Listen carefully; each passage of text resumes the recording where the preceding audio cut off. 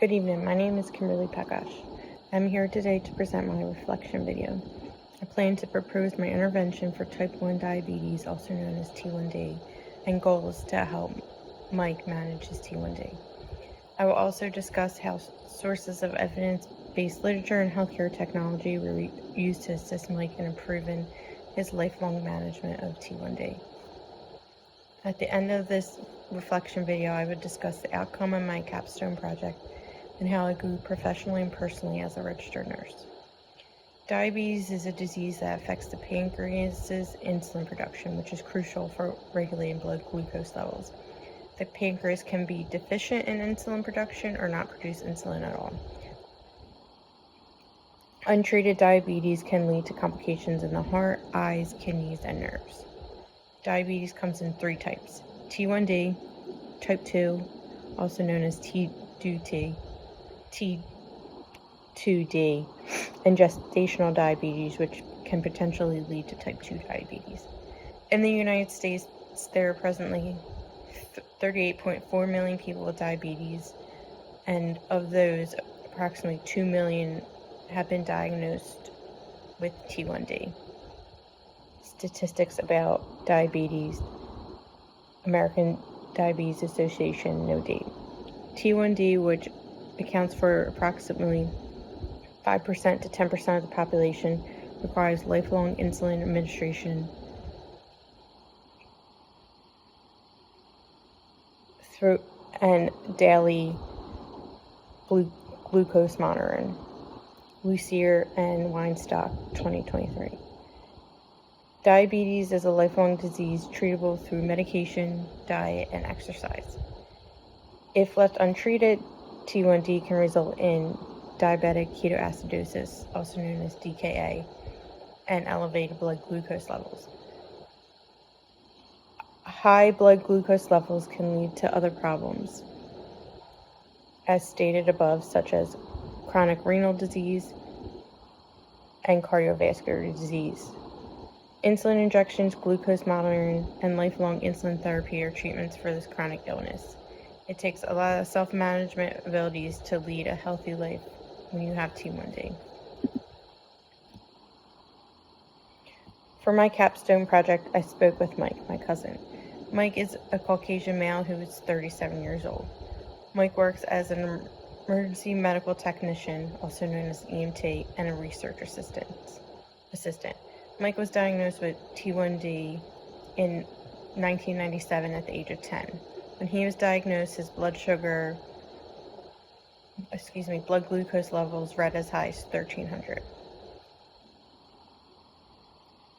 The only family history Mike had was his great aunt on his father's side. At the time of his diagnosis, Mike had no additional medical issues. As he got older, Mike developed high cholesterol, which he currently takes simvastatin for.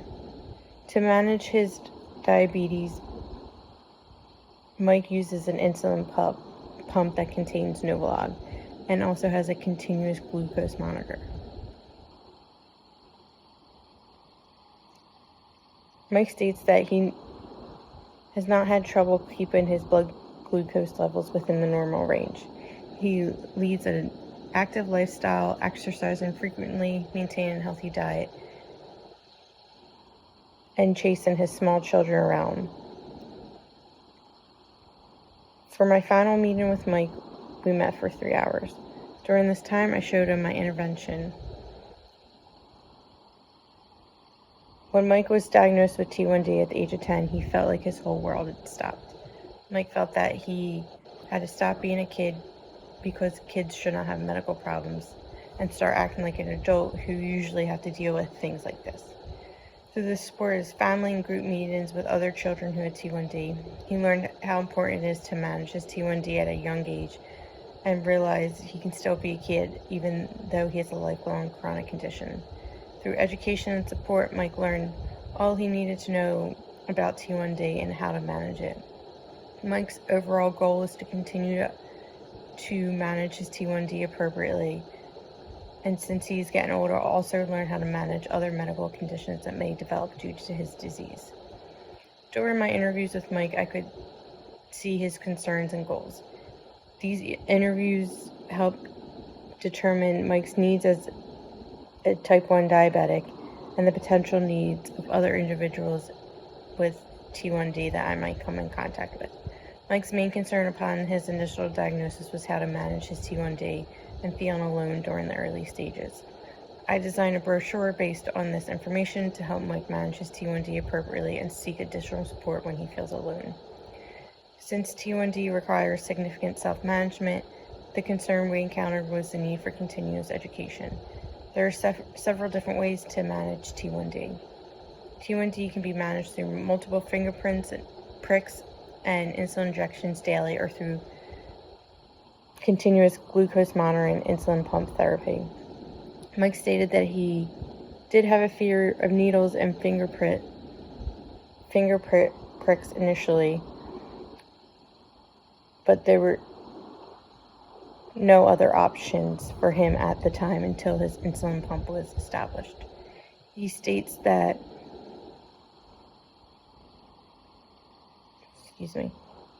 today education is essential because there are now many other less invasive options. Nurse and staff can help educate the individual by facilitating multiple teach-ins and having the patient display it back to the nurse to help decrease their fears. With the fear of injections and fingerprints comes the need for support. Mike stated that he was the only other child in his grade with T1D, and Mike states that there was only one other child in his grade with T1D, and he did not know him well. He felt alone at the beginning of his diagnosis. We discussed what nurse and staff could do to help him feel not as alone at the time of his diagnosis. Mike stated that having a guide to bring back to his classmates can also help educate them as well. He stated that this would be helpful for future children because their friends can understand what is going on with them and provide support to the individual. Information on support groups in the area is also beneficial because individuals who share similarities, such as being from the exact location, can be helpful, especially if they were to encounter each other in extracurricular activities. We learned the value of evidence-based research in directing evidence-based practices in our baccalaureate nursing program. Not every website, search engine, or article is a reliable place to conduct research. Summon, a Capella University database of academic publications, has been used for my research throughout the program. Utilizing this database has assisted me in compiling evidence-based knowledge on diabetes-related issues. The sources I used were under 5 years old to guarantee accuracy and current information. With the use of a filter, I would select peer-reviewed publications, and this would exclude unreliable sources. Reputable websites ending in .edu, .gov, and .org will also be utilized. Healthcare practitioners make decisions based on their clinical competence as well as the values and preferences of their patients by successfully integrating evidence-based research into evidence-based practice. Connor and others, 2023.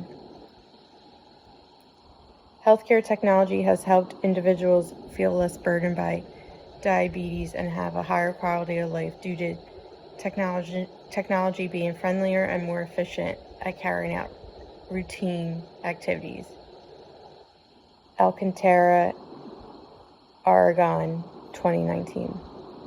Healthcare technology is essential in managing T1D because it requires constant blood glucose monitoring and insulin administration. An individual with T1D can use continuous glucose monitoring, insulin pump therapy, and/or an insulin pen. These can all interact with cell phone applications as well. These applications can be helpful in individuals' care because if they run into an issue with their blood glucose levels or insulin dosages, They will have a trend report to show their physician to address the problem immediately. To improve healthcare technology and future use, healthcare providers need to stay up to date on technological advances and incorporate this into their practices. Government policies are an essential factor in nursing care. Although Mike has never been affected by a lapse in insurance, he has been affected by the cost of insulin and supplies. However, with the establishment of the Affordable Care Act, also known as ACA, there has been improvement in access to preventative services, which is essential to T1D because T1D can lead to other chronic conditions. The ACA has also improved pharmaceuticals, behavioral and mental health care, and like T1D, the management of chronic diseases. It is essential to keep government policies in mind when caring for patients. If they need specific access to things, having a background knowledge of policies can help them navigate to get the appropriate care they need. I knew Mike was the ideal patient when looking for a patient for my capstone project. When talking to Mike, he is very compliant in his regimen, which showed me that even though you can have a very compliant patient, it does not mean they do not need to continue to be educated and supported. I did predict a positive outcome for my intervention with Mike.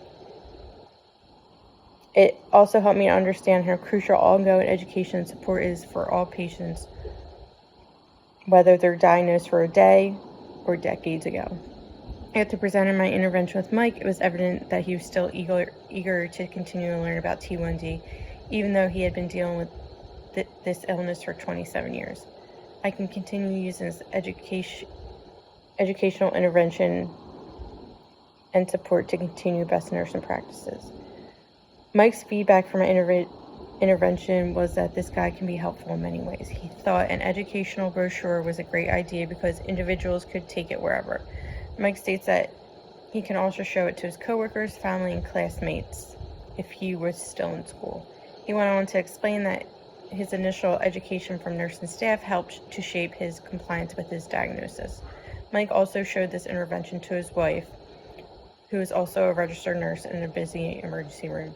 Her feedback was that this brochure entails the same teaching she gives her newly diagnosed patients she comes in contact with in the ER.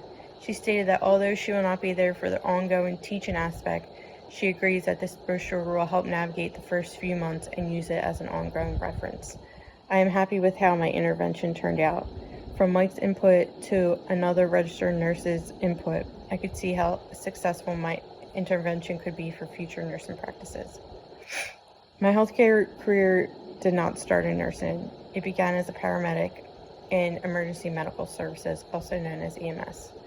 While in school to become a paramedic, we learned to treat everyone with respect, without bias, no matter our personal beliefs. This program continued to instill this practice in me. In this program, I have developed a better understanding of nursing practices, ethics, evidence-based research, and many other things to take along with me in the future. When coming in contact with a patient with an extensive medical background, I may feel initially overwhelmed. After this program, I will now also feel a sense of relief because I better understand evidence-based research and how to obtain information and use it in my nursing practices. The area of growth I am most proud of is knowing that I can do hard things.